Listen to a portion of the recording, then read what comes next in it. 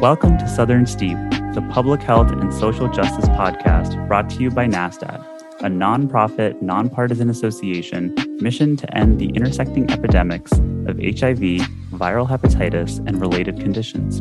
Much like brewing stronger tea, this platform aims to brew a stronger community by centering community leaders' voices and their innovative work in the Southern United States.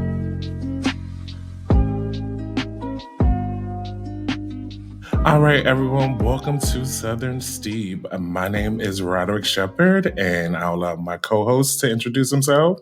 Hey, y'all, Jacobi Hunter right here. How you doing, Rodderick? I'm good. How are you? It's Tuesday. Listen, happy Tuesday, but we also had a 3-day weekend. Oh, I wish I had to work. Oh, I'm sorry. It's okay. It's okay. This is our first episode co-hosting together. I know. I am excited. I have heard such amazing things about some of the energy you bring, so I am super excited to host this with you. Well, I'm happy to hear you heard all good things. That part. How are your plant babies coming? Ooh. Well, the first, she didn't make it. She really didn't make it. The second one, she's thriving. So Gotcha. I got to give you some plant daddy tips so I can help build your confidence and help you grain your thumb some more. We need to do a plant daddy episode.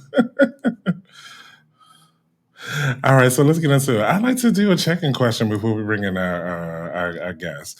Jacobi, I want to ask you, what would the world be without art?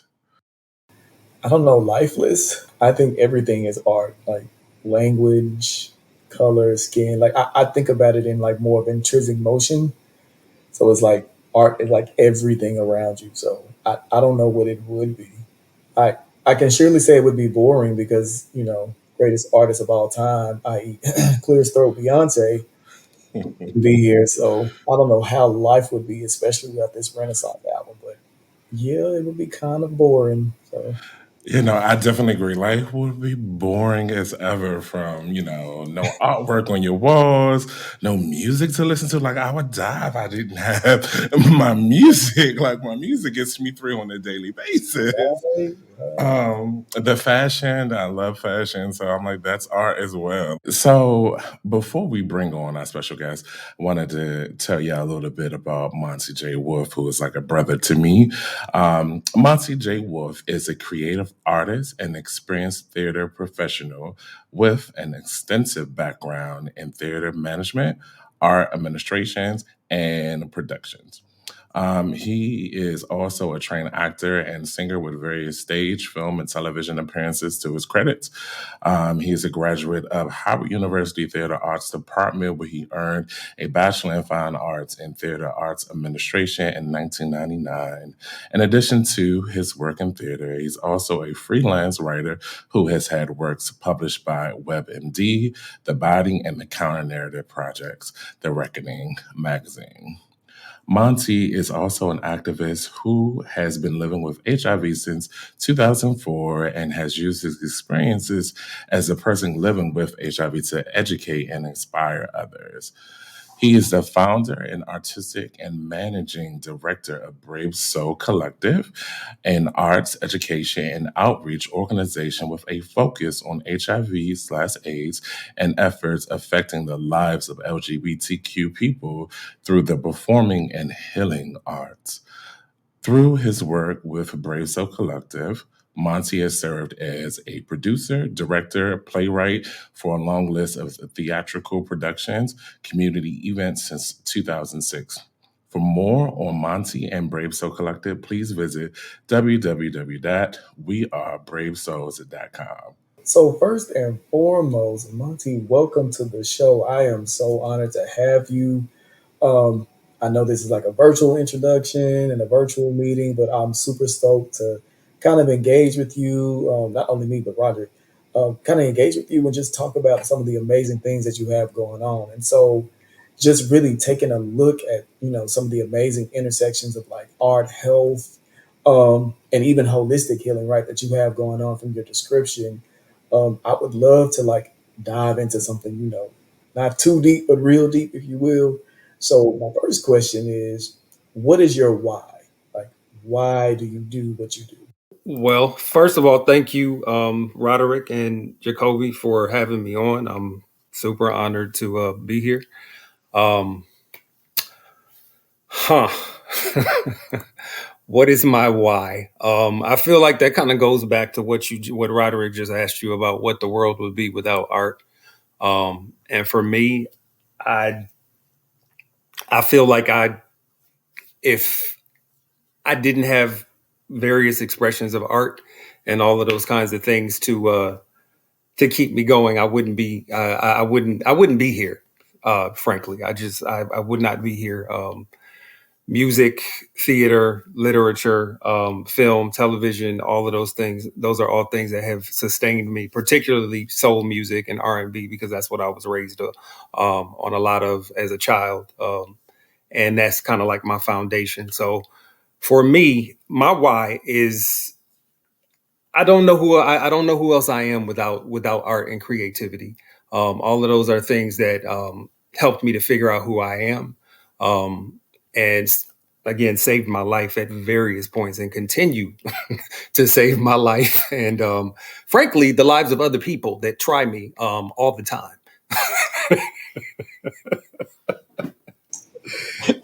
Fair. That's real fair. And so I love how you talk about the intersection of like your personal and professional mission, and just you stating that you don't know who you would be without art. That's so profound. And the fact is, your art really has so many beneficiaries, like from communities to just the energy world to all of that stuff, right? And so I would love to know, just I would love to know more about some of the communities that you're serving, not only through your art, but through your advocacy. A lot of the work that I do currently and have been doing for the last going on 17 years since 2006 has been through Brave Soul Collective, the arts organization and slash theater company that I founded and co-founded with Tim M. West and Eric Chambers, who are two dear brothers of mine who started this with me back in 2006. Um, when we started this in 2006, it was something that we all felt like needed to be. It needed to be. It was something that came through me because I felt like there wasn't a voice for Black gay men that didn't kind of fit into this either down low kind of category or, just some kind of caricature on the other end of the spectrum. And I felt like I wanted to be able to have representation for Black gay men that were just everyday people that that went through things and that were living and going through experiences. And at the time, I had just tested positive for HIV, probably about a year and a half prior. So that was something that was really raw for me at the time, and I was just still getting my sea legs. I was trying to figure out who I was with HIV. I had just turned 30, like I said, a year and a half before, because I tested positive 3 weeks right after my 30th birthday. So when I started this, initially it was something we wanted to make sure that we were amplifying the voices of Black gay men, that we were creating a platform for Black gay men and people in the LGBTQ community who were living with HIV, to give a voice to that, and also for performing artists and people such as myself, because even back then, I had this network that has grown since then, thankfully, of all of these people in DC and in other areas as well, but particularly here in DC and Washington, DC, where I live. I had this network of artists and creatives. And these are everyday people that, work full-time jobs, that are in school, that got kids, that have other things, life going on, but they are also very dedicated artists and creatives. And, that was kind of the world that I had been living in for quite some time. So for me, when the call, I'll say, came from spirit, when it came on high for me to start this, I knew that I had a framework for it, because I had been working for years with Alan Sharp, who is my dear mentor and friend. He started African American Collective Theater, I believe, back in 1992, because they celebrated, we celebrated his 30th year anniversary last year in 2022. And I met him in 1999, right after I graduated from Howard. So from 1999 up until now, I've been working with that man and just cutting my teeth, learning a whole lot about being a writer, being an actor, being a creative, and also self-producing, because Alan has produced all of his own work. But like I said, it gave me a framework for what it felt like to create work that was real, that was topical, but that also gave us license to tell real life stories about people, particularly Black queer people, who otherwise didn't have a voice. So that was part of what I felt like was really important for me. And since then, like I said, the communities that I serve are particularly Black gay men, Black queer people, Black LGBTQ people. But what has been born out of Brave Soul Collective in the last 17 years, the beautiful thing is it started for and about us, and it will always be about Black gay men and Black queer people. But I always say now that it's about anybody that wants to come to the table who feels marginalized, who feels like they don't have a voice and they don't feel like they're seen. Because I feel like across the board, that was always the thing that was the driving force for me, was that I go through the same things that everybody else goes through, but because I am Black and I'm gay and living with HIV, I've been a bit of a unicorn all my life. And when I tested positive for HIV, that just kind of became even more so. And I felt like I was tired of living in the shadows, and I was not going to go through the rest of my life and stick my tail between my legs and just live in shame and silence, because that's just not who I am. So that was kind of how the whole thing was born. And those are, that's part of, why I do what I do and serve people in the arts community and just anybody else that's in need of truth, I'll say. And before we continue, we gotta shout out Alan Sharp and ACT fam. Yes. That man is an unsung hero, somebody who is just extremely brilliant, very patient. Yes. I call him the Mr. Miyagi to my Karate Kid. Mm-hmm. He is a master teacher in terms of theater. I'm a Scorpio. Alan is also a Scorpio, and it's something that I had to learn very early on. He gets me in a lot of ways that other people don't. But Alan is just, Rodderick can attest to this too. He's brilliant. He has this way of being very gentle, but also getting his point across and making sure that anybody who he comes in contact with, again, just like I said, feels seen, feels like they matter. And he pulls the best out of everybody that he works with. And I'm just so very grateful, because in times when I didn't believe in myself, even when I walked into his first audition in 1999, my self-esteem was really shot, just from a lot of experiences I had at Howard University. And when I walked in, he was floored by this cold read of a piece that of something that I did. And, I didn't feel like I was good enough. And he just, he was like, wow, that was amazing. And, it's just been one of those things. I'm just grateful to have that kind of tutelage and just master teacher energy in my life. Yeah, mentorship is definitely important, and it's amazing to see you two work together. I just really feel like Alan balances out all the craziness that we go through as artists in preparation for theater productions and shows and stuff. And I love Alan because, I always tell the story when I'm talking about Monte and Alan. I was always an artist. I've written short stories, I've done plays for my church and everything. And at ripe age of being a teenager, coming out fresh out the closet, I'm looking for representation in the literature that I'm reading. I'm looking for representation in my shows. And so I happened to find some clips online of ACT work. And it's amazing, years later, I would work with them and the same people that I watched as a teenager that, gave me joy to see there's a Black gay men talking about being in a relationship or, navigating sex and family dynamics, to see them on the screen and then eventually be able to work with them. And not only that, being able to work with them, they have really helped me kind of hone in my skills as an actor. I have thoroughly enjoyed being under the wings of both Alan and Monte. So I just wanted to say that before we continue the interview. And yes, indeed. And I completely wholeheartedly agree with everything that y'all said. And so I love how this conversation has naturally pivoted to mentorship and just aligning and creating synergy with other folks, mentors and other collaborators. And so I want to ask you, like, what are some of your partnerships that you and your organization have developed as you've really built and cultivated, programming into this work?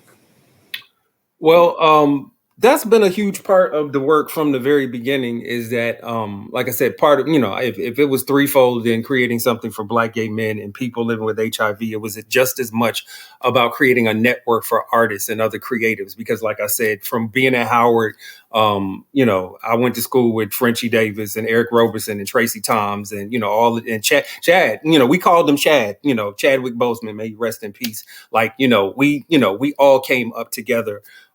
So, it was a situation where I came up around all of these brilliant people and people who are just continuing to shine now. And after I graduated, like I said, I was quickly ushered into the world of all of this work with Alan Sharp and just met all of these other brilliant creatives. And, for me, it just felt like I wanted to make sure that if, somebody might have come to me and said, hey, I need somebody that does makeup, or I need somebody who's a dancer, or I need somebody, who can do graphic design or whatever. And, a lot of times I knew people because I worked on this or worked on that. And I felt like, you know what, if we can have some kind of means of being able to create something so that we all can get work out of this, not just me, but, other people that I know who are brilliant. Like I said, we all hustling, people are in school and working 2 jobs. And, like I said, God bless them, the ones who got kids and little ones that they were trying to raise and all that other kind of stuff. It was just a lot. So over the years, part of the blessing of what we've done is that I made it my business to make sure that I reached out to, like, even before I started Brave Soul Collective, I went to Ron Simmons at Us Helping Us because I met him through Alan. He would come to a lot of Alan shows and he was friends with Alan. So I knew Ron and I had experienced some things from Us Helping Us. But I went to Ron and I said, listen, I'm starting this organization and I want to make sure that you know that this is not something that I'm trying to do to compete with UHU or any of the Black CBOs or whatever. If anything, this is in reverence to you all because you've created things like this from a community-based standpoint. And I explained to him what I was doing.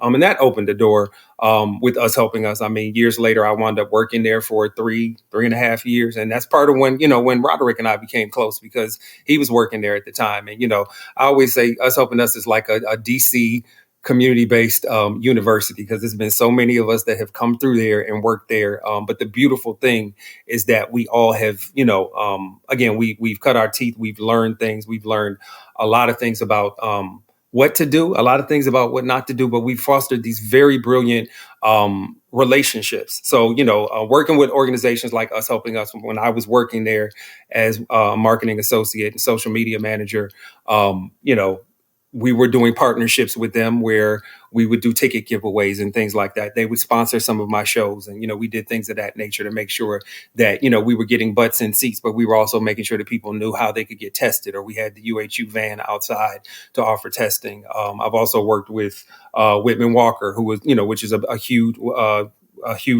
arts, a community-based organization here in Washington, D.C. that serves, the gay population and, all of those kinds of things. And, I made it my business to make sure that people in this area knew who we were as much as possible and what we did. And it's just, there's always an alignment in these kinds of things because a lot of that community that we serve are these people that go to these organizations for services, whether it be to get tested or for, whether if it was for counseling or for some other kind of mental health services or to get assistance with medications or any of those kinds of things. So over the years, Age United, oh my God, I'm trying to think of all of them. I've worked with a bunch of different organizations. And, I was fortunate enough as soon as we started Brave Soul Collective to go to the World AIDS Conference at that year in 2006 that was in Toronto.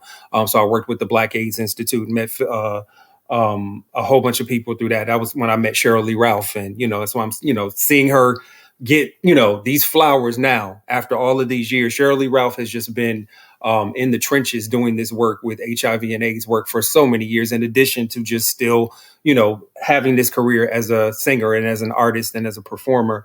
But, she had a one-woman show that she had been doing for years that was dedicated to telling the stories about Black gay men, about people that were living with HIV, and just really making sure that she could tell those stories. So when I went to the World AIDS Conference in 2006, I just met even more people. And from all of those things, from then up until now, we've been able to partner with some brilliant organizations that serve these communities, because I feel like there's a direct link between arts and activism. Like you can't have one without the other. I mean, activism and being able to reach people, and Rodderick can attest to this, a lot of times with these conferences and sessions and plenaries and all this other kind of stuff, they're throwing numbers and digits and statistics or what have you. And that's all fine and good. But if it's not something that people can really latch on to, that is topical, that makes them that pulls them out of their phone or their paperwork or whatever, it's like, what are we doing? And that's what I found is that, with the theater pieces and stuff that a lot of times was an ouch, that made people uncomfortable, that, that made them look up from whatever it was that they were doing. As I like to say, things that get inside you and make you leave differently than you came. That's part of the reason why we do this work. And we understand that that's so effective in reaching people and making sure that we spread these messages through art. So I picked up a little bit on some of the things that you kind of mentioned, like enrichment, empowerment, and really like engaging with folks, and with the outlook of creating like these authentic and generative relationships and collaborations. And so I wanted to get your perspective and also your point of view on something that I hold near to my heart, community engagement. So what does your current community engagement efforts look like? And dually, what does authentic community engagement look like and feel like for you? Well, first of all, thank you for that question. I think it's a very great question. For me, like I just said about, the work that we do in terms of arts and, bridging that gap between that and activism. If it's not something that's real, that people can relate to, that people can connect to, it's not something that people that gives people an opportunity to learn or, again, to see themselves. And I'm not always talking about the pretty. I'm talking about some stuff that, again, may be ugly. If we can't do those kinds of things through art and creativity, then I haven't done my job. I mean, again, I always say if something we put on stage makes someone upset, I always throw it back to them and I'm like, okay, ask yourself why you're upset. Like why, if it got inside you, then why? It's not about us in terms of putting it out there because, it's never been our intent to offend somebody or what have you. But I feel like it always, we always give people, I always say we like to rip the Band-Aid off and then we want to treat the wound. So this is very much about healing and about being transformative or whatever. So in terms of community engagement and things like that, I think that community engagement means, again, meeting people where they are and being truthful with them, not talking down to somebody, not trying to step in and make it look like you're higher or better than somebody else.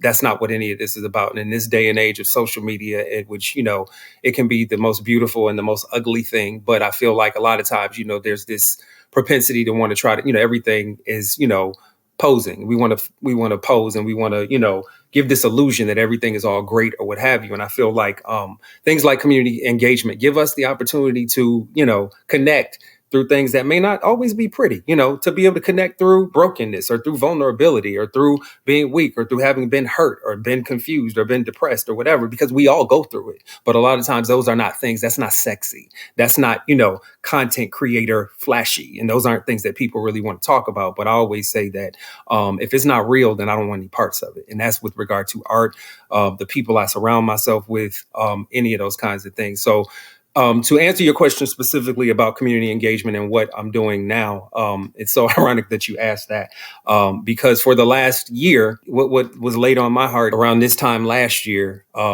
was to create something that I vacillated and I doubted myself and I beat my head up against the wall and doubted, but I still went ahead and did it. And I'm so glad that I did because there has proven to be a huge need and an opening for it in creating a series that I called the Impact Chronicles. And I decided to call it that because I really wanted to zero in on the impact that COVID has had on all of our lives since 2020 when it entered and quite frankly just came and screwed everything up and shifted everything because by 2022, I had only been back to work maybe about 4 months. I went back to work in October of 2021. From March of 2020 up until October of 2021, I was unemployed. So like almost 18 months I was out of work because of the kind of work that I do. Outside of my creative work, I work in performing arts venues and, do those kinds of things, and everything was closed. So even, knock on wood, to this day, I have not had COVID. I do not want it. Everybody, it seemed like everybody around me done had it. And I've lost family members and friends and other people to it. But just because I didn't have it doesn't mean that it didn't come through and, quite frankly, just screw my whole life up, because it has, because there's still things financially that I'm recovering from not being able to work and having to depend on things like DC unemployment, which is, about as reliable as, it's just not reliable. Let's just say that. But for that reason, I started this project called the Impact Chronicles last year, because I knew that I wasn't quite ready to going back to doing things publicly, because it wasn't 100% safe, but also knew that this work had to continue in terms of the stuff that we were doing. So what I did was I kind of went back from the time that it started in March of 2020 up until about last year. And I came up with about 12 different topics to kind of cover one each month. And then, I decided to get some panelists and some other people that I would ask each month to kind of chime in around a specific subject. And basically we meet on Zoom once a month, usually on Sunday nights around 7:00. And sometimes we'd have panelists. The last 3 or 4 months, it was just a free flowing conversation. We didn't have any panelists, but people have just continued to show up to talk about these things that have continued to affect us and that are sadly still affecting us right here, right now. But we talked about death and loss and grief on Sunday. And I was terrified about that one, because I felt like, because of what it was about, I didn't know if a lot of people were going to be, as forthright about wanting to talk about it and, sharing things. But it was beautiful. There were some very vulnerable moments. There were some very honest moments, and situations in which people had to tell the truth and hold themselves accountable. And sometimes when people had to recant some experiences of losing people, but we all were in that room to support each other and make sure that we all felt supported and loved and cared for and nurtured. And it's just become this beautiful thing. So the Impact Chronicles is the most recent example I can use of community engagement. And it did start because I just felt like, as of last year, I couldn't just close my eyes and act like COVID never happened. I wasn't sitting up, holed up in my apartment in a corner, afraid to go out. I couldn't do that either, but it was just kind of like, I'm not just going to sit around here and act like this didn't happen and just like turn my world and everyone else's world upside down. So I did the best that I could do in starting something, again, that was laid on me during a prayer and meditation. And I was scared and, went back and forth about, well, nobody's going to care and it's not going to make any sense and all of these things. And, my doubt to be damned, I went forward and moved forward with it, and it's just become this beautiful thing. So I've decided to create like an ongoing series that won't necessarily be about COVID, but that will also be just something freeform. It's going to be called Gumbo, where we just going to meet once a month on Sunday nights, where we just going to chop it up and talk about, real life stuff that people are going through. So those are the kind of the most specific things I can speak about around community engagement for me. All right. Yes, Monte, we love that. And I've actually been a guest on the Empire Chronicle shows, and it's definitely a dope space to be in. My work into this community started with like groups just like that, where you talk about your experiences, your story, and a lot of times for me, it's about the shared experience. When I discover like I'm going through something and I know somebody's been through that before or they're going through it too, it makes me feel less alone in this world. So definitely double you to, kick self-doubt's butt to the side and do what you got to do to serve your community. Like, we love that. Oof. And then also, before we go on, I have to another shout out to Dr. Ron Simmons. May his soul rest and rejoice in the heavens of the stars. We miss him dearly. Yes, we lost him in 2020, but it was we were able to honor him several different ways between the Counter Narrative Project, one of our other partnering organizations out of Atlanta, we were able to honor him through that. And we keep his name and his legacy alive in terms of all the things that the doors that he opened, and, again, the things that he taught so many of us that have come through us helping us and the community here in DC. Yes, absolutely, absolutely. So you talked a little bit about your work with the Impact Chronicles and that dealing with COVID-19, which is one of my next questions to ask you. How has COVID-19 impacted the work with Brave Soul Collective and the advocacy work that you do? Well, it's funny because my therapist always she will not let me forget. Not that I ever could, but when COVID hit in March of 2020, that second week of March of 2020, me, like everybody else, I was panicked because, I knew that even before I didn't wind up getting laid off until the end of that month. But, in that 2.5 weeks before I got the official word that I was being laid off, I knew it was coming because of what was going on. But in that first 2.5 weeks, I was just terrified. I was trying to figure out, how I could, again, apply for unemployment, make sure that I had money to pay rent, to pay bills. And in that period, and this is one of the things we talked about very early on last year with the Impact Chronicles, because I kind of did it in the order that all the stuff happened. So in one of the very first ones, we talked about how in the beginning, when people were talking about quarantine, again, everybody wanted to make quarantine sound like this great, cute, fun thing. It's like, oh, I'm going to bake bread and I'm going to learn how to do this and I'm going to knit. And I'm like, child, I'm trying to learn how I'm going to pay my bills and not be out on the street. How about that? Like that's the headspace that I was in. But slowly it took some time. I'd say between March and, when Essex Hempfield's birthday rolled around in April, Counter Narrative asked me to participate and read a couple poems for that. And that kind of got the artistic juices flowing again. But then by May, me and a couple of other friends wound up creating another project called Question Marks. And it was in direct reaction to the deaths of Breonna Taylor, George Floyd, and just so many others in terms of police violence and, just all of these things that were racially motivated. So we each did a monologue and, we decided to do a virtual project that was, we each recorded the monologues. We put them up on the website and on Zoom that night and, allowed people to watch them live. And then I hosted basically hosted all of those pieces on our website. So throughout all of that, I was slowly starting to kind of get things going and figure out a way to keep the art going. Because the reason I brought up my therapist was she says, I always remember in March, you were talking in March, in the beginning of April, you were like, I don't want to do this. I'm not doing a virtual dance party. I'm not going to the DJ Nice quarantine. I was like, yeah, I don't care about none of that. You know what I'm saying? And she was like, she said, but slowly, she said, you did wind up finding your way. And then what wound up happening in June of 2020 was that Charles Stevens with the Counter Narrative Project basically contracted us to put together a project before the end of the year. And what came to me was creating this larger project called Black Men Feel, which was a virtual project that had 3 parts. It was going to be part written pieces from people around certain subjects and topics. It was going to be a panel discussion that we would host on Zoom. And then it was also recorded performances that we were doing. So again, it took a lot of planning and organization and, a whole lot of doubt as usual. But I think we started in October and went from October through the end of the year in December, but we did 3 acts of it. And basically, like I said, each month we would have some performance pieces. We would have, a panel discussion around certain things. And then we would also allow people to write some pieces if they didn't feel comfortable performing. But that was a way that I was able to keep the work going through artistically without being able to perform physically. And this whole piece around technology has continued to be, a thorn in my side, because even now with doing things like this, I'm always worried about the internet connection going down or, something going down with whatever.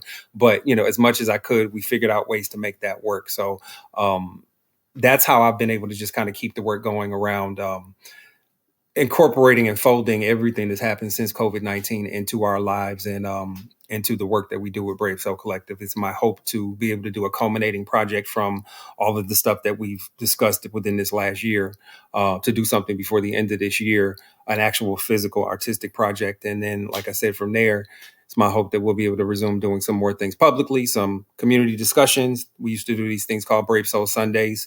But, that's kind of this online version of what we're going to be doing starting in May called Gumbo is going to be a version of that where people who are not in DC can join us, people across the country or across the globe, if they want to hop on Sunday nights on Zoom and just have us talk and discuss things that are important to people, then we will create that space. But COVID has not been easy. It continues to not be easy because it's still a thing. And like I said, sadly, it's just impacted a whole lot of different parts of my life. But I've tried to take all of that and put it into the work in ways that could heal me and help other people in the process. See, and that's what I loved about how you responded to COVID-19. You didn't allow COVID-19 to stop the work. Like, you continue to do the work and push yourself beyond your norms where, we're theater actors. We're used to being on stage in a live audience, but it's very different when you Right. incorporate videography with it and Zooms and lighting and everything. And when we started filming, I was like, let's do this, y'all. Like, I was so here for the fact that, like, we in quarantine and I'm telling folks, I can't make it to the Zoom party because I got rehearsal. Right. And then also, speaking of one of the programs that you spoke about, Black Men Feel is on YouTube, right? Yes, it's on it's on the Brave Soul Collective YouTube page because we did 3 acts. The first one was it was called Roots. And I'm forgetting to say, I think the first one was called Roots because we really wanted to talk about all of the things that affect so many of us as Black men, not just Black queer men, but Black men in terms of what we're taught about, boys don't cry and don't do this and don't be a sissy and blah, blah, blah. Just all of these kind of these guardrails that, culturally, and again, this ain't come from white folks. This has come from our own folks in terms of, things that we've been told or that we heard growing up. So I really wanted to kind of start with that. And, the panel discussion, the pieces that we wrote, the written pieces were all centered around roots. The second part was really about like the nuts and bolts of like all of the challenges and things that we deal with, whether it had to do with depression or suicide or, all of these kinds of things that so many people, particularly Black men, are plagued by. But a lot of times we don't talk about it. We don't share about it. We just kind of, suffer in silence. So I really wanted to, again, that was where we decided we're going to rip this Band-Aid off. We're going to put some healing elixir on this. We're going to talk about this. And we're going to, the only way out is through. We're going to push through it as ugly and as nasty as it is so that we can get through it. And then the third piece that we did starting in December of that year was called Healing. And that was really about, okay, so once we've, been through the storm, you got through the turbulence. Okay, on the other side of that, the sun is shining. Like, so what happens when you let go of the struggle? What happens when when you survive your greatest fear? And these are all things that I was able to use as catalyst for me to kind of conceive and put this together because I've had to answer all of those questions. I mean, I was terrified for years of contracting HIV. And, even right now, I'm working on an article that is very overdue for WebMD that I hope to turn in tomorrow. But as I sat and worked on it yesterday, the piece is about coming of age with HIV, because as I mentioned earlier, I tested positive 3 weeks after I turned 30. And when I up and looked this last year, I was like, damn, it's been 18 years. And when I really stopped about it and thought about it, I'm like, okay, 18 is like, that's the age of a quote unquote young adult. Like, it's a whole lifetime that I've lived with it. And, things have started to fade and shift and, my perspective has shifted. So those are the kind of things that I felt like I wanted to make sure that I was highlighting, whether it was in my personal work, in my writing, or definitely in this work that we do with Brave Soul Collective. Okay. So, like, throughout all of this process, COVID-19, and even prior to COVID-19, how do you prioritize your self-care and preventing burnout from all of this? Good question. It's an ongoing process. That's the first thing that I can say. It's about management. It's one of those things. It's just like going to the gym or exercising. It's one of those things you have to put in the work to make sure that you are doing what you need to do. I mean, self-care has become kind of romanticized or commercialized or what have you. And whatever somebody, uses to identify that as is fine. But at its core, for me, it's got to be something that's an interruption of all of the BS, all of the patterns, as my therapist and my spiritual advisor calls it, being the hamster on the wheel, like always going and going and going and going and getting to the point where your body is like, sir, you got one more time before I shut down completely. Because I've been there as well, where I've just overworked myself and burned out to the point where I made myself sick. And, as I've gotten older and learned, it's like work smarter, not harder. Like we don't have to work ourselves into a frenzy to be valid, to be relevant, as much as it's about the output and creating the work. I've had these moments and these times where I go 5, 6, 7 months without producing anything. I'm always creating, and my wheels are always turning artistically. But I've learned that, that's just as important, because those are the times when I'm watching a lot of television. I'm downloading a lot of things in terms of what I'm reading, what I'm taking in, what's going on in the world, what is happening. So that when it is time to go back to the drawing board and try to put that thinking cap on, I got all the source material I need. So for me, self-care is about, I pray every morning, I meditate, I burn a lot of incense and sage, a lot of oils and things of that nature. I like things that smell good. And that's one of those things that kind of interrupt things for me and kind of slow me down and just allow me to get centered and get still. Working out and exercising is a means of, self-care for me. A lot of times, I'm a loner. So I'm good at being around people and I can be sociable, but I really, at my core, if I ain't got to be bothered with people, unless it's people I really rock with, like my artist family, then I'm not, because I work with the public. I deal with people every single day, and that's Russian roulette because people are crazy and broken and, a lot of nice people as well. But, when you are taking in that much energy, for me, I have to be very vigilant about how much I take in and recharging my battery. So a lot of times I'm here in my apartment. I'm a vinyl collector, so I listen to a lot of old R&B, albums and, soul music. I go hit the record stores and go shop for vinyl and things like that. Hit thrift stores and, go find, nice pieces of clothing or things like that. I love to cook because I'm a foodie. And so that's a form of self-care, all of those kinds of things. But I think the biggest piece for me is just I've had to learn how to be very gentle with myself, whether it's just me finding those things that kind of allow me to decompress and to actually give myself permission and time to rest. And also just being very vigilant about the self-care work that is going to therapy, doing the work. I go to therapy every week on Wednesdays, but as much as it's about sitting in that chair and talking to my therapist, I have to apply this stuff. I have to tell myself the truth about myself. You know what I'm saying? And that's not easy because, again, it's putting that mirror up and looking at the ugly parts and the stuff that still needs to be fixed. But as of late, what it's been about is me just really giving myself a whole lot of credit for how far I've come.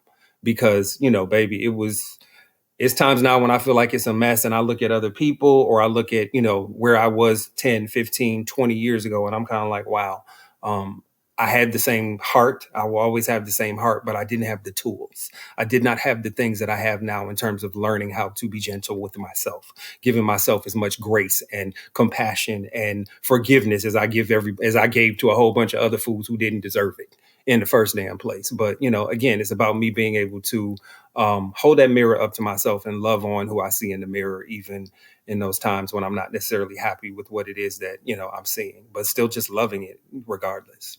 Yeah, I love that. When I hear a lot of people talk about therapy and their experiences of therapy, and they were like, therapy didn't work for me. And the question is, I always ask, well, were you able to take any tools and resources from therapy? Because it's not just about going to a therapist's office and sitting down and having somebody to talk to or vent to.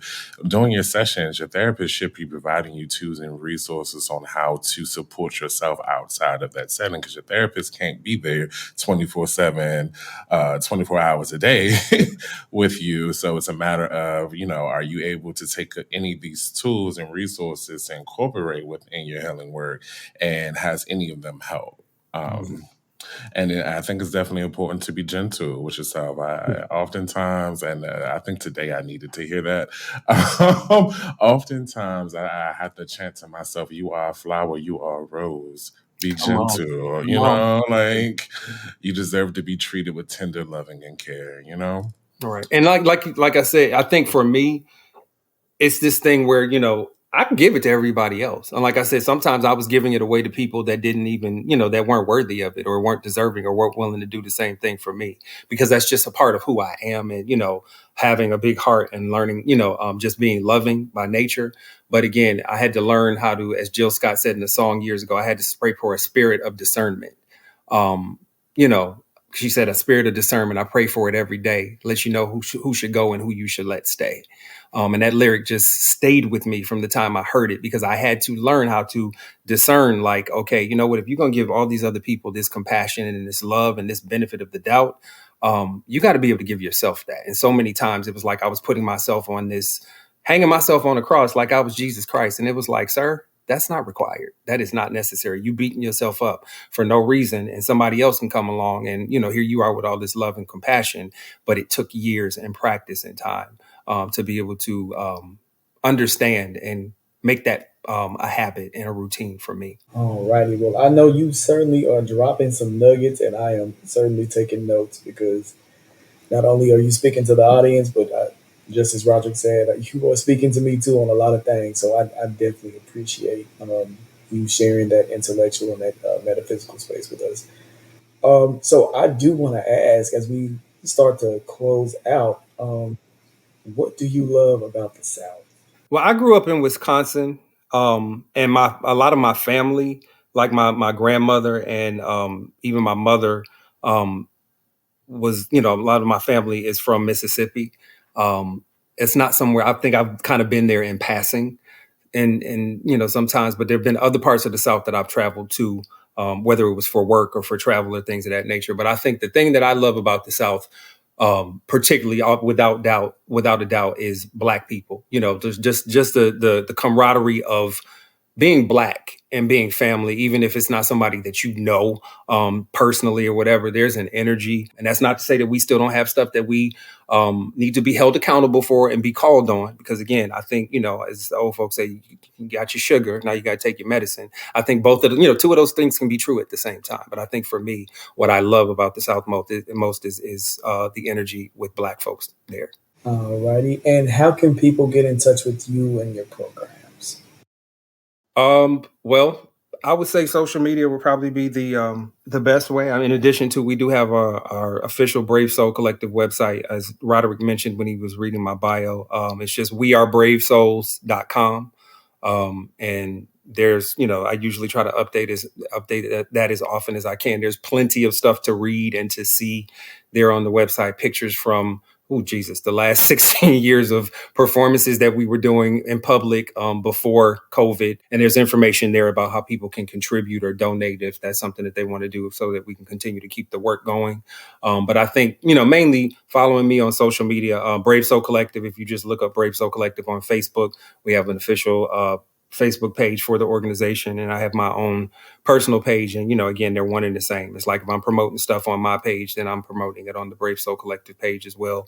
And I'm pretty active on social media most of the time. I mean, I do take my breaks and my hiatuses, but when we have events going on, I make sure to spread the word about those kinds of things. I'm very adamant about supporting other Black queer works and other artistic works from other people in the community. So when there are other people that are doing things, I make sure that I can, you know, retweet those things and tell people about them, encourage them to go out and see things like that. So I would say Facebook, Twitter, Instagram. I'm pretty active on all three, mainly like Instagram and Twitter. But, you know, those are the best ways to reach me. And like I said, there's definitely plenty of stuff to read on the Brave Soul Collective website. All right, Monte, and before you leave us, why don't you give our listeners a taste of some of the offerings that they might see at a Brave Soul Collective show? Okay. Well, I'm going to read this piece, Rodderick. You may remember this, you may not. This is something that I wrote in 2019. Remember when we did the Tongues Untied tribute at the Eaton Hotel in October? It was in October when we did that. Because we couldn't do anything specific with regard to the film because the screening was happening. So what we decided to do was all write pieces that were inspired by the film and things that came up after people seeing Tongues Untied, which is if people don't know about it, that's a legendary film. Marlon Riggs, Joseph Beam, Essex Hemphill, Asado Saint, all of these, Ron Simmons is in the film. All of these brilliant Black gay men from the late 80s and early 90s who paved the way for people like me and all of us who are coming along. So this is a piece that I wrote for that performance, and this piece is called Sacrifice. I am a living, breathing bullseye, ducking and dodging arrows aimed directly at my center, my heart. It's the only one I have, but they never seem to care about that because men like me ain't supposed to have feelings, but I do. I am a living, breathing rag doll, being tugged at and pulled in 1,000,001 different directions, with not 1 ounce of consideration for how it makes me feel to be tossed around so carelessly, because clearly men like me are supposed to be tough enough to handle it. But I'm not always. I am a living, breathing subject of ridicule, abuse, racism, homophobia, and mistreatment. Lie, deny, disrespect, objectify. Like a load of laundry, my life is rolled around, rinse, wash, repeat, except in this process, I feel dirtier and more worn by the time it's all over. I am a living, breathing, ticking time bomb waiting to go off, detonate, explode at any given moment. My anger, an elixir, potent like brown liquor that makes me ugly, unrecognizable to myself, because I know he's still hiding in there. That little boy working carefully to protect himself from each bullet, each prick, each rip, each tear of the skin. I am a living, breathing sacrifice. But as a result of said sacrifice, I barely feel like I'm breathing or living at all. I am a sacrifice. I am a sacrifice. I am a sacrifice. Living, breathing, and surviving the best way I know how. Yeah, snap for the kids. Thank you so much for joining us, Monte. I really, really appreciate you. You know, I love you, my brother from another mother. It's always a pleasure to be in the space with you. And yeah, I know we'll definitely be talking soon. You know, I love you. I love you like I love Mary J. Blige. And you know, that's a lot of love. You know, that's a whole lot of love. That's real love right there. So yes. But thank you, Rodderick. I love you. I'm so very grateful for you and proud of the work, all the work that you just continue to do. And Jacobi, thank you. It has been a pleasure being on with you guys and just being able to talk and share. So I thank you both for the opportunity to do this.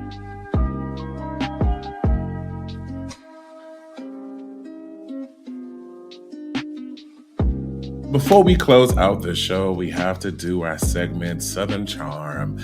Today, we want to talk about Breaking Ground. Breaking Ground is a unique program that utilizes the theater and performing arts to detail the lives, challenges, and journeys of LGBTQIA+ members of color in the DC metro area.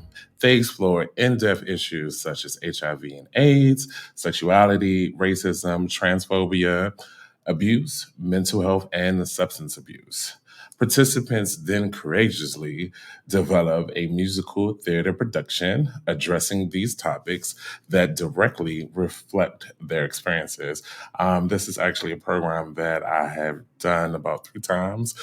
They do it over the summer where it starts off as like kind of like a support group where you talk about your story, you do a lot of trust exercises, and then at the end of the program, like I said, in the description, they put on a theater production. So that was kind of like my tiptoe back into the arts as an artist. Again, we want to shout out Monte J for joining us today. He was an amazing guest, left many gems and nuggets. And Jacobi, thank you for being in the space with me today. Oh my God, no, thank y'all for having me as always. You know, I love the vibe of the show. So, alrighty, so we're going to go ahead and sign off. So I'm your co-host, Rodderick Shepherd. And I am Jacobi Hunter Wright. Thank you for joining us.